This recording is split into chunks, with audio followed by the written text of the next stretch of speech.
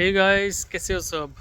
यार बहुत दिनों बाद वीडियो बना रहा हूँ, बट सॉरी क्योंकि ना आ, मैं एक्चुअल में बहुत बिजी था। क्योंकि अभी मेरा क्या है ना कि सेमेस्टर ब्रेक चल रहा है। तो मैंने कहा यार ये टाइम ब्रेक पे ना आप अनलिमिटेड आवर्स काम कर सकते हो, पैसे छाप सकते हो। तो फिर आगे मेरा कॉलेज चालू हो जाएगा, फिर मेरी वो रिस्ट्रिक्शन दोबारा आ जाएगी 24 आवर्स अ वीक वाली।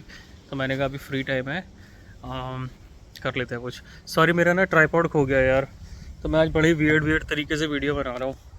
एनीवेज चलो मैं इसको यहाँ रख देता हूँ। तो यार बहुत बहुत सारी चीज़ें हैं, बहुत सारी चीज़ों पे बात करनी है, बट वीडियो में ज़्यादा लंबी नहीं बनाऊँगा। बहुत माइग्रेशन पॉलिसीज़ में चेंजेस आए हैं, बहुत सारी चीज़ें चेंज हो गई हैं। तो मतलब इन शॉर्ट ऑस्ट्रेलिया ये बोल रहा है कि भाई अब हद हो गई है। अब हमको ना जेन्युइन लोग ही चाहिए जो यहाँ पे आए, पढ़े और हमारी इकोनॉमी में कंट्रीब्यूट करें। मैं रीज़न बताता हूँ क्यों।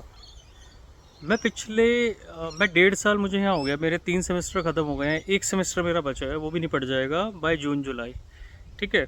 अब ऑस्ट्रेलिया का कहना है कि भाई यहाँ पे बहुत सारे स्टूडेंट्स आते हैं और मेजॉरिटी आते हैं इंडिया से और से चाइना, हांगकांग, ताइवान, इधर इधर से ज़्यादातर मेजॉरिटी आते हैं। क्योंकि वीज़ा प्रोसेस भी इजी है और बहुत इजीली वीज़ा मिल जाता है, स्टडी वीज़ा।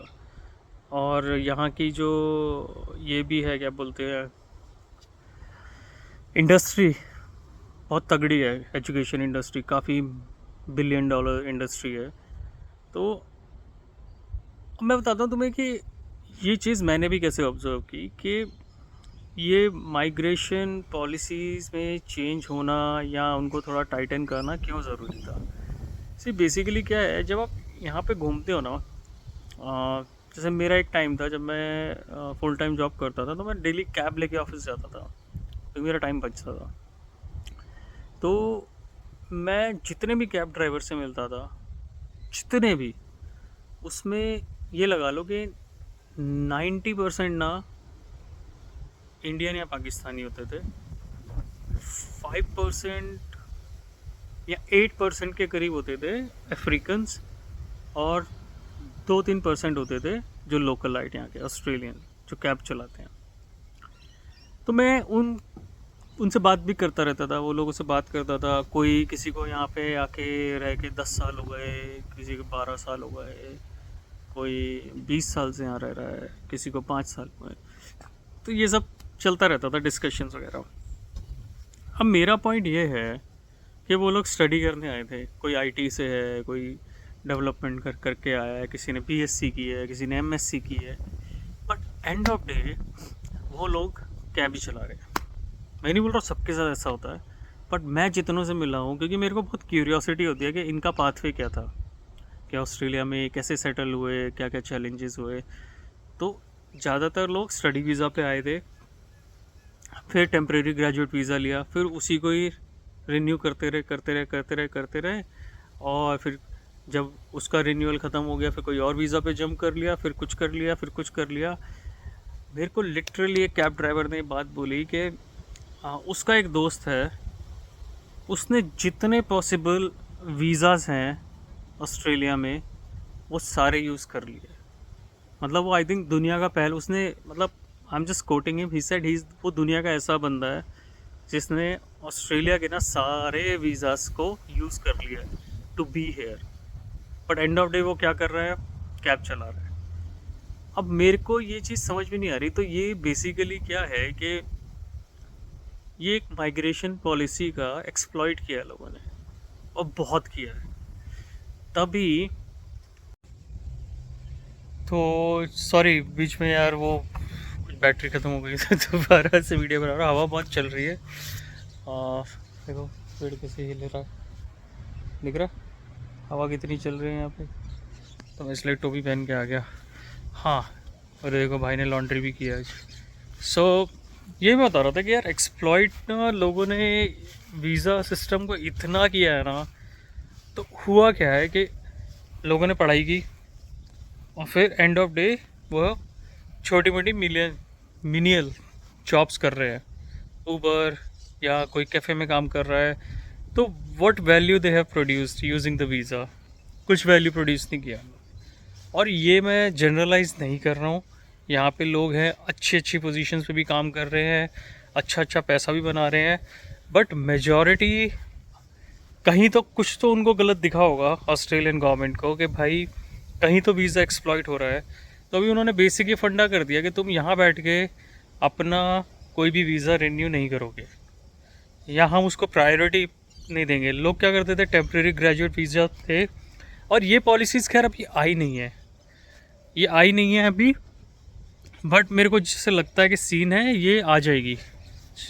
हाँ, ये ठीक है। तो ये पॉलिसीज़ अभी आई नहीं है, बट ये बोल रहे हैं कि मिड ऑफ 24, मतलब इस साल के मिड में ये पॉलिसीज़ आ सकती हैं, और मुझे लग रहा है आनी ही चाहिए, क्योंकि बहुत ज़्यादा गदर मचा हुआ है। लोग आते हैं, देखो मैं ये नहीं बोलूँगा कि ऑस्ट्रेलिया अच्छी कंट्री नहीं है, ऑस्ट्रेलिया बहुत अच्छी कंट्री है, अच्छी कंट्री है, अपॉर्चुनिटीज़ मिलती हैं, लोग कमाते भी हैं, but at the same time expenses भी उसी हिसाब से ही हैं। अगर आप बोलो कि आज आप 6-8 हज़ार डॉलर कमा रहे हो, आपकी फैमिली है, और आपके मान लो एक बच्चा भी है, तो वो सैलरी बहुत कम है। अगर आप रेंट भी पे कर रहे हो, सीधा सीधा आपका 2-2.5 हज़ार रुपये तो रेंट पे चला जाएगा।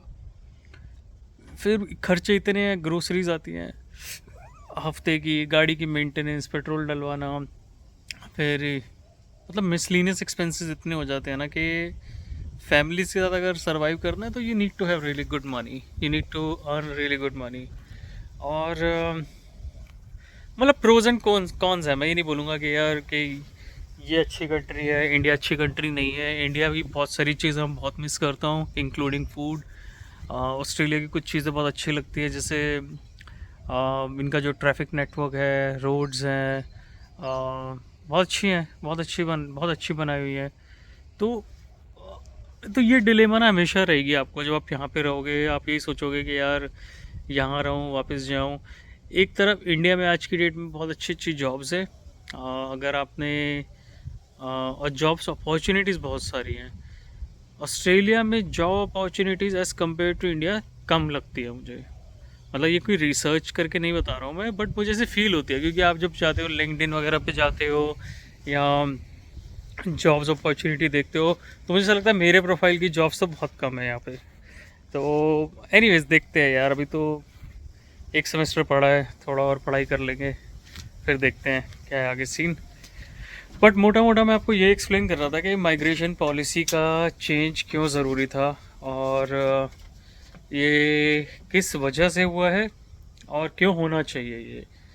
तो अभी जो तो जेन्युइन लोग हैं यहाँ पे, ठीक है, जो लोग पढ़ रहे हैं जेन्युइन हैं, वो तो निकल जाएंगे। अभी जो लोग आए हैं, अच्छा एक मेजर डिफरेंस और बताता हूँ मैं, कि अगर आप इंडिया में सिटी में रहे हो, लाइक दिल्ली, मुंबई, बेंगलोर, ठीक है, और जो भी सिटीज़ हैं, मेजर सिटीज़ हैं इंडिया की, चेन्नई वेन्नई एंड ऑल, अगर आपने वो लाइफ जी हुई है ना, तो मतलब ऑस्ट्रेलिया इतनी भी बिग डील नहीं लगेगा आपको।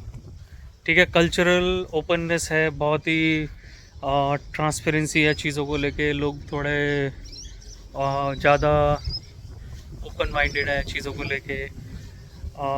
पर अगर आपने किसी सिटी में लाइफ जी है ना अपनी, तो मतलब मेरे को नहीं लगता कि Australia such a big deal. But अगर आप किसी रूरल छोटे शहरों से आ रहे हो, छोटे छोटे पिंड से आते हैं लोग, या बहुत ही ऐसी छोटे छोटे टाउन्स होते हैं जहाँ पे बच्चे इंटेलिजेंट होते हैं, गवर्नमेंट सपोर्ट करती है, भेजती है उनको बाहर, which is a really nice thing. क्योंकि one of the students I know जिसकी जिसकी मास्टर्स है, उसकी गवर्नमेंट ने सपोर्ट किया है, इंडिया की गवर्नमेंट ने सपोर्ट किया है। Imagine that. वो वो बच्ची अभी वो लड़की है, एमपी से है, तो उसको गवर्नमेंट ने पैसा दिया है पढ़ाने के लिए, मास्टर्स के लिए, and which is a really nice thing. I think बहुत सारे लोगों को ये बात पता भी नहीं होगी, बट गवर्नमेंट बहुत सपोर्ट करती है स्टूडेंट्स को पढ़ाई के लिए। सो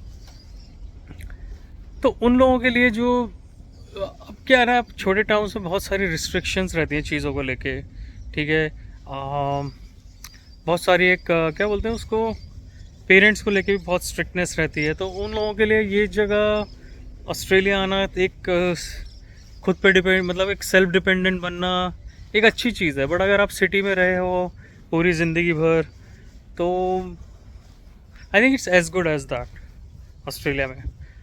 प्लस ऑस्ट्रेलिया में आपको काम ज़्यादा करना पड़ता है, जो आप इजीली अफोर्ड कर लेते हो इंडिया में। कि हाँ, हायर किया किसी को, 3-4 हज़ार रुपये दिए महीने के, पूरे घर की साफ़ सफाई भी हो गई, कपड़े भी धुल गए, और 2-3 हज़ार में कुक मिल गया, 3 टाइम का खाना बना दिया, सब कुछ हो गया। बट वो चीज़ें यहाँ करने में ना बहुत मौत आती है भाई। बहुत मौत आती है। मतलब तुम ये सोचो यार, मैं ना दुखड़ा सुनाना नहीं चाहता, बट ऐसा होता है कि यार अब देखो तुमने कुछ बनाया, से राजपा बनाया या मिक्स वेज बनाया, चिकन बनाया, तो साले 2-3 दिन तक वही खाना पड़ता है। कैसे कर सकते हो तुम? ये टॉर्चर है।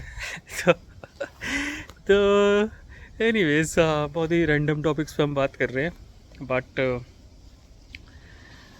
बट ऐसा ही है यार। देखो पॉलिसीज़ चेंज हो रही हैं, and I think which is the right thing. अभी मेरे से आप पूछोगे कि मैंने क्या डिसाइड किया, मैंने कोई डिसाइड नहीं किया है। मेरा बहुत मन है इंडिया जाने का भी, मेरा थोड़ा सा मन है यहाँ रहने का भी। I am still not sure. I think by the time I finish my masters, तो मैं थोड़ा सा, मेरे को आइडिया आने लगेगा, क्योंकि अभी मेरे ऊपर सिर्फ पढ़ाई का इतना स्ट्रेस है कि मैं ये डिसीजन ले ही नहीं पा रहा। और मेरी लास्ट सेमेस्टर की यूनिट्स थोड़ी डिफ़िकल्ट हैं, तो देखते हैं। बट अगली वीडियो तक मैं ये डिसीजन बना लूँगा और मैं आप लोगों को बता दूँगा। और मैं आपको ऑलरेडी बहुत सारी वीडियोज़ में चीज़ें बता चुका हूँ मेरे खुद के एक्सपीरियंस से। मैं कहीं से किसी को और को देख के कोई स्टोरीज़ नहीं बनाता, जो है रियल बताता हूँ। बकवास वकवास कुछ नहीं होती यहाँ पे, बहुत लेटर लगते हैं। तो एनीवेज, टेक केयर गाइस। मैं जल्दी कुछ अगर आप लोगों को ये टॉपिक पे वीडियो बनानी है तो मुझे बताएं। और मेरा जो भी नंबर व्हाट्सएप पे है वो प्लीज़ मत यूज़ करो। मेरे को रियलाइज़ हुआ कि मेरा वो नंबर अब डिसेबल हो गया है। तो best way to reach out to me is probably via YouTube. मेरे को डीएम कर सकते हो, मैं मैसेजेस पढ़ता हूँ, रिस्पॉन्ड भी करता हूँ। और take care, stay safe, and related republic day. जय हिंद, जय श्री राम, बाय।